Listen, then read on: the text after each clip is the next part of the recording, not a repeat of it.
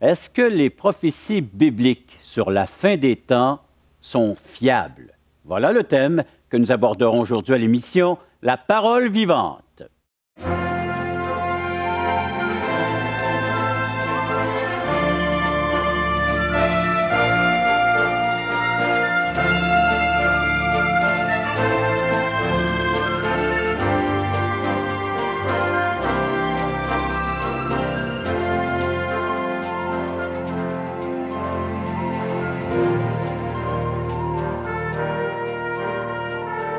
Mesdames, Messieurs, bonjour, bienvenue à l'émission La Parole vivante.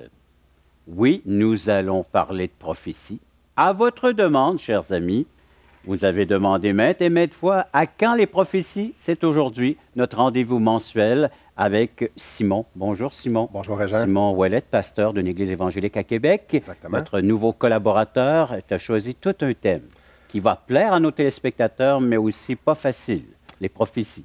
Je comprends que ça va leur plaire et je comprends que les gens ont beaucoup de questions par rapport à ça. Ouais. On regarde aux catastrophes, on regarde aux conflits internationaux, on regarde aux maladies qui viennent, les débalancements climatiques.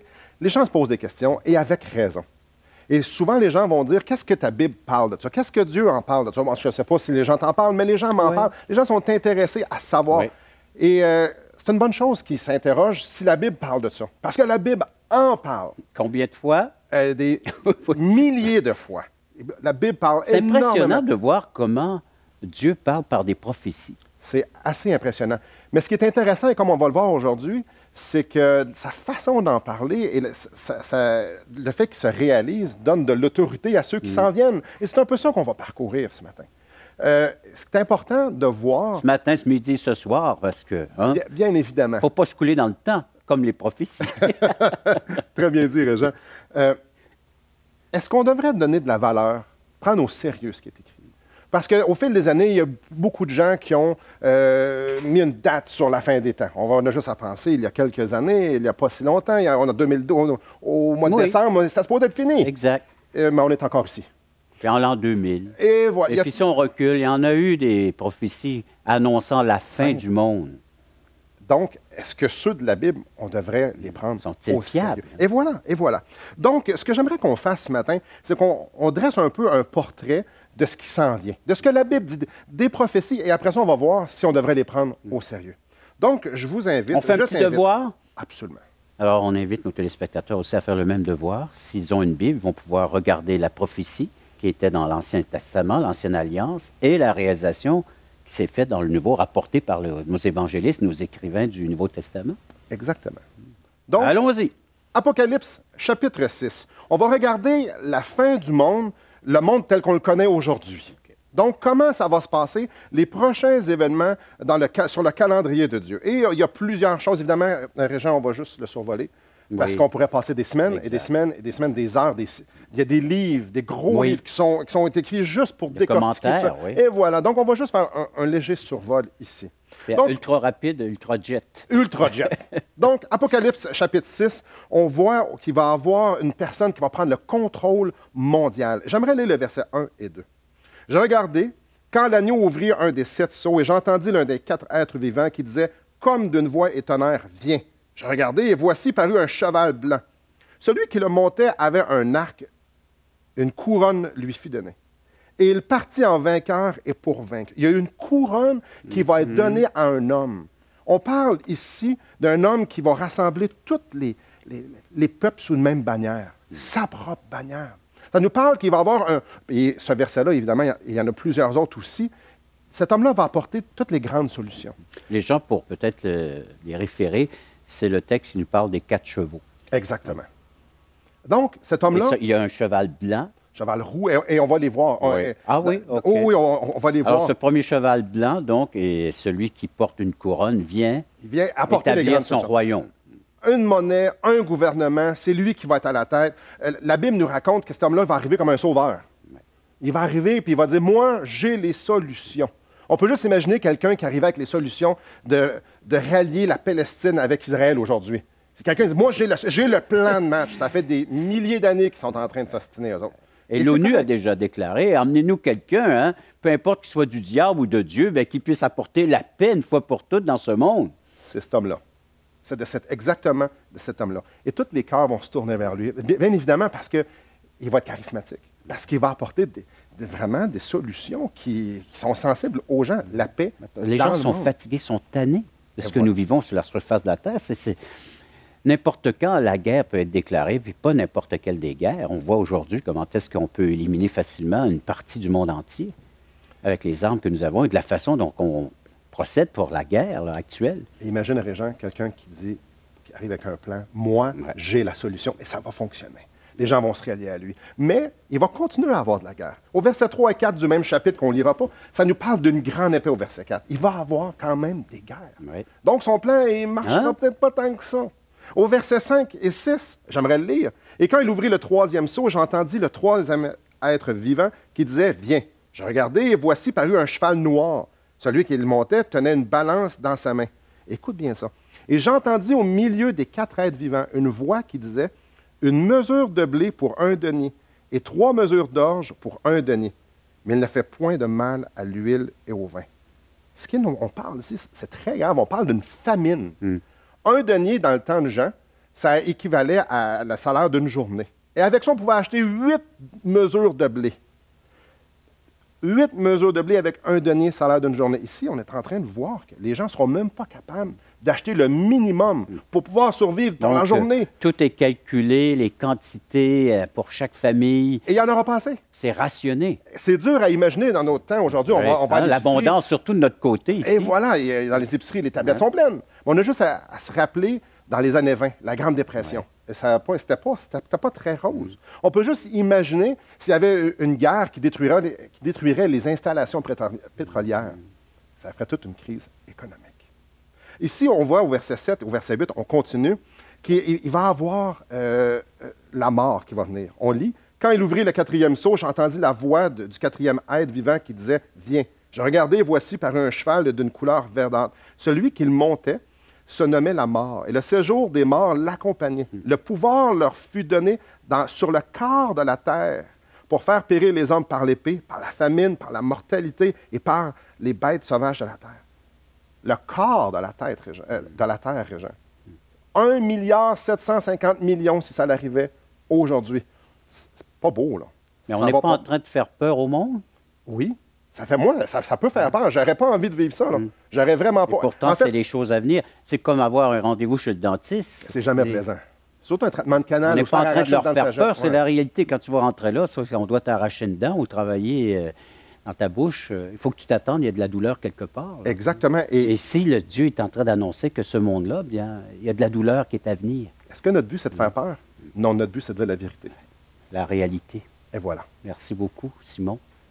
Vous voulez réagir certainement à ces propos, à ce que nous sommes en train d'étudier concernant les prophéties. Vous pouvez le faire à l'instant même en composant le numéro de téléphone suivant, 1-877-l'Espoir, 1-877-537-7647 ou via nos sites espoir.ca, toutchrétien.com. Après la pause, on poursuit l'étude de l'Apocalypse chapitre 6, les prophéties. Dieu annonce ce qui est à venir, ces cataclysmes, dans le but de changer l'attitude de l'être humain à son égard. Exactement. Dieu parle avec amour, tantôt il parle avec justice, mais Dieu parle à l'être humain, à sa création. Comment réagissons-nous? Comment réagissez-vous présentement à ce que vous entendez?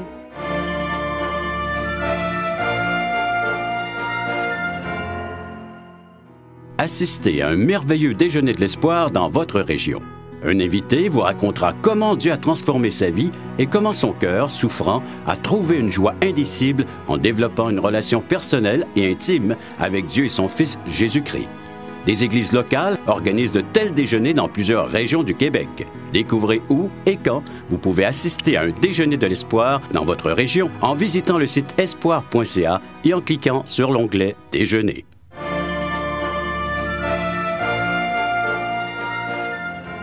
Nous sommes en train de regarder ensemble des prophéties, entre autres de l'Apocalypse chapitre 6, 4 chevaux avec des messagers tellement différents les uns des autres. Un qui va venir régner, un autre qui va venir balancer les poids et mesures de la nourriture disponible pour chacun d'entre nous, la mort en tant que telle. C'est quoi une prophétie? Il y a des gens qui s'interrogent à l'autre bout, là, qui disent, c'est quoi une prophétie? Une prophétie, c'est une parole qui est dite avant le temps et ça détermine ce qui va arriver. Donc, pas ça détermine, ça prédit ce qui va arriver. Donc, je pourrais te dire, je vais dire une prophétie, tu vas te toucher le nez. OK. Ça, c'est une prophétie. OK. Et elle est vraie. Ah. C'est Et voilà.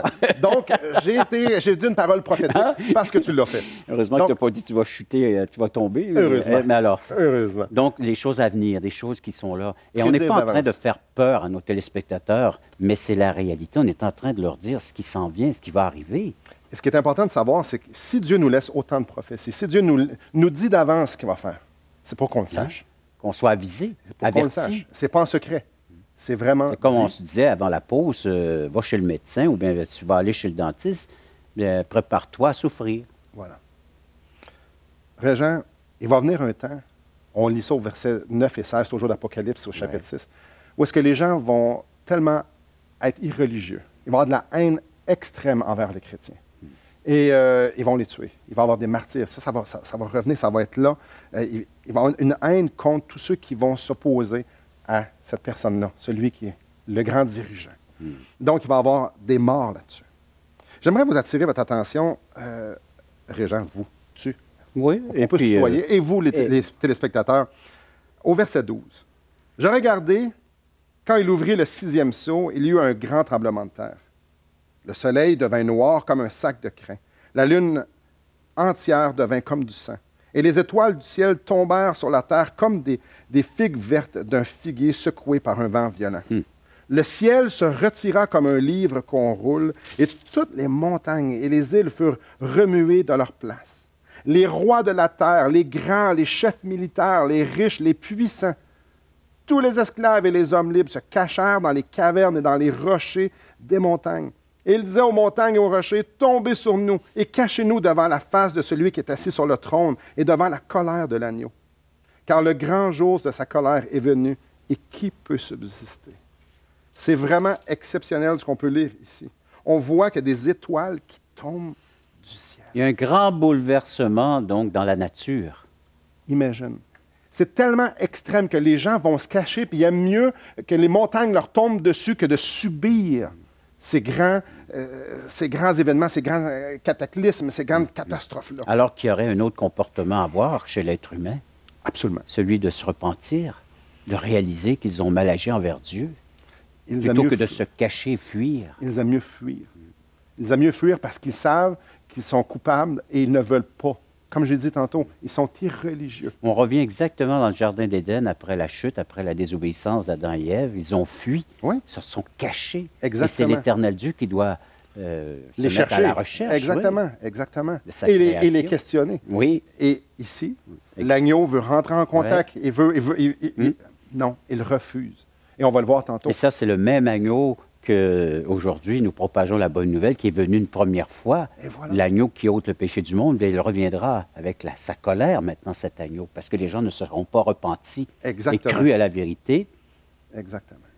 Et si on pourrait continuer. Apocalypse au chapitre 8.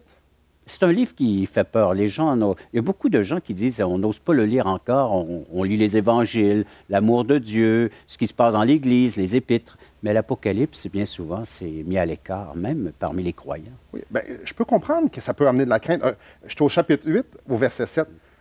Le premier sonna de la trompette et de la grêle et du feu mêlé de sang furent jetés dans la terre. Le tiers de la terre fut brûlé. Le tiers de la terre, le tiers des arbres fut brûlé. Et toute herbe verte fut brûlée. Imaginez le nuage toxique que ça va avoir. Imaginez la qualité de l'air, la famine auprès des animaux. Imaginez le comptoir de viande à l'épicerie. Ça va pas bien, là. Ça va pas bien. Au verset 8, toujours du même chapitre, on voit qu'il y a des volcans qui vont tuer le tiers des animaux marins. Au verset 10, verset 11, il y a des météorites, des réactions biologiques sans précédent. Au verset 12, au verset 13, encore, il y a des cataclysmes, il y a des choses. On peut juste se demander combien de morts. Combien de morts ça va entraîner? Les gens vont avoir peur, les gens vont être dans la crainte, ils vont se poser des questions, ils vont chercher les réponses à eux-mêmes. Ils ne seront pas capables d'en trouver. Mais il y a un but dans tout cela. Dieu annonce ce qui est à venir, ces cataclysmes, dans le but de changer l'attitude de l'être humain à son égard. Exactement. Dieu parle avec amour, tantôt il parle avec justice, mais Dieu parle à l'être humain, à sa création. Comment réagissons-nous? Comment réagissez-vous présentement à ce que vous entendez? Appelez-nous 1-877-L'Espoir, 1-877-537-7647 ou visitez nos sites espoir.ca, toutchrétien.com et pour aider à la diffusion de ces émissions, vous pouvez nous faire une offrande, un don et vous recevrez tout à fait gratuitement ce livre de Marc Cahill, Destination finale. Comment nous préparer à l'éternité? C'est gratuit, nous vous l'offrons. Après la pause, on regarde l'accomplissement de ces prophéties. Les accomplissements passés des prophéties sont garants de l'accomplissement futur des prophéties. Ça arrive à la lettre.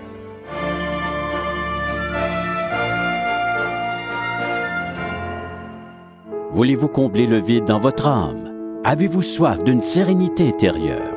La souffrance de votre cœur vous lasse-t-elle? Appelez dès maintenant pour recevoir gratuitement un évangile de Jean pour connaître l'amour de Dieu, un Nouveau Testament pour trouver des réponses à plusieurs de vos questions, le livre Destination finale pour comprendre la nécessité du salut et finalement la Bible et le salut qui nous explique comment recevoir Jésus. Contactez-nous à espoir.ca ou composez 1-877-l'Espoir.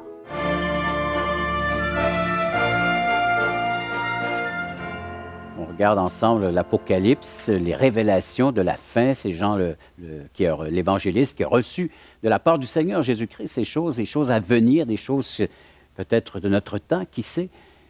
Comment les éviter? Est-ce qu'on peut vraiment éviter ça? Est-ce que ces choses-là, tout d'abord, vont vraiment se réaliser, se produire? C'est la première bonne question à se poser.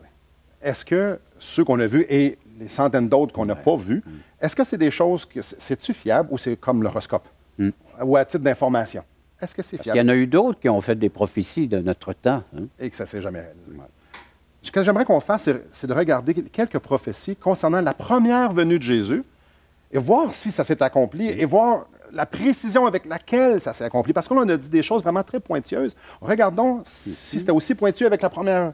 J'aimerais que tu tournes dans Matthieu chapitre 2.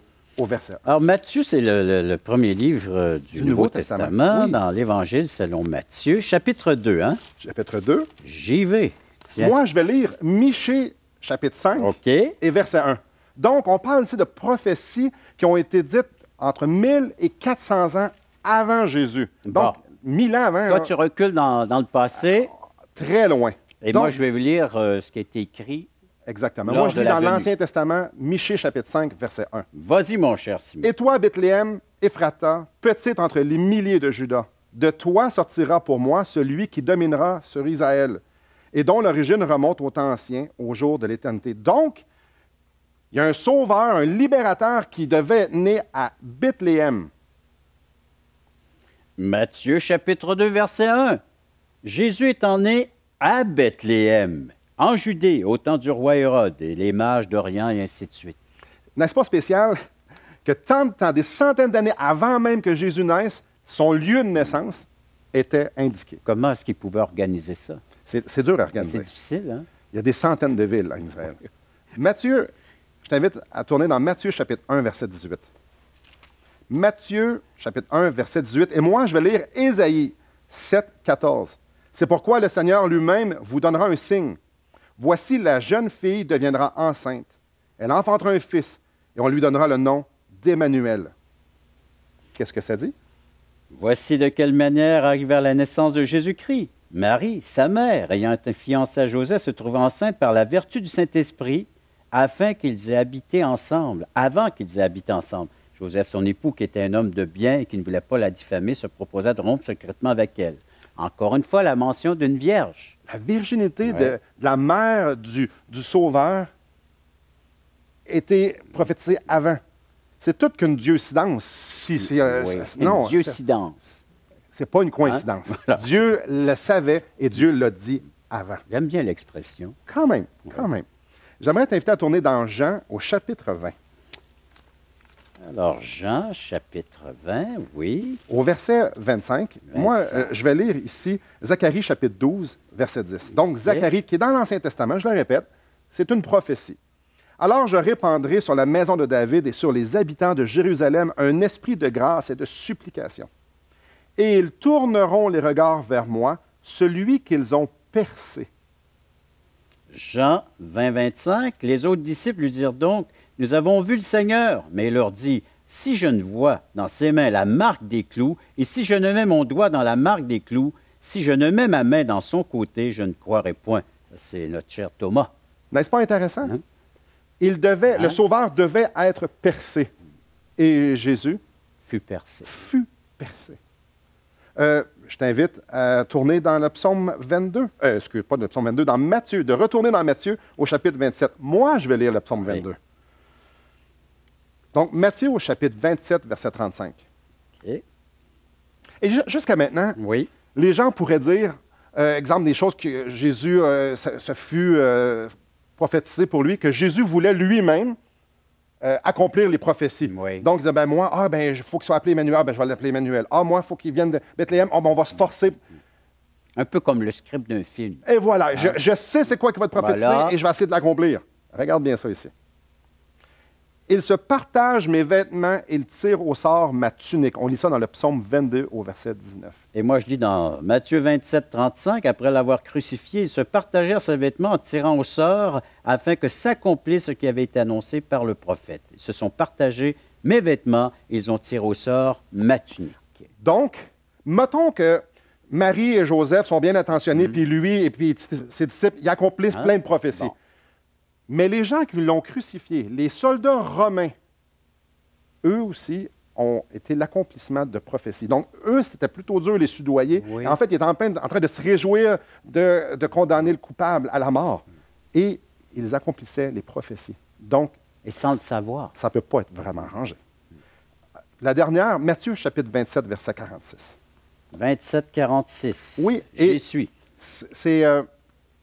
C'est vraiment, ça vient nous chercher, parce qu'on lit dans le psaume 22, verset 2, l'état d'âme de Jésus.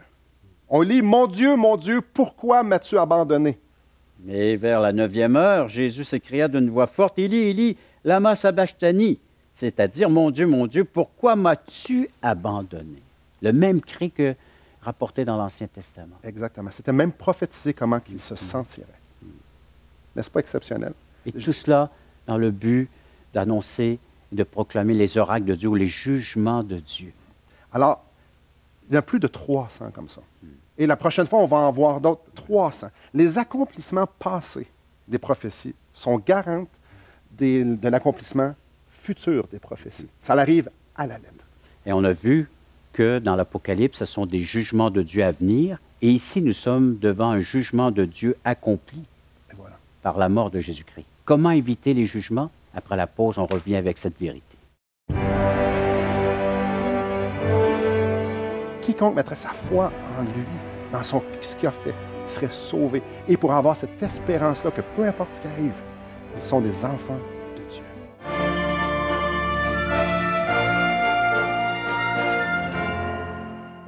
Espoirpourlecoeur.org aborde des problèmes que tous peuvent rencontrer un jour. Solitude, culpabilité, manipulation, rébellion et adultère. Chaque problème est clairement défini avec ses symptômes et ses caractéristiques. Des pistes de solutions sont données. Le but du site espoirpourlecoeur.org est d'encourager les chrétiens à s'entraider. Pour participer à l'une de nos conférences, consultez notre site espoirpourlecoeur.org.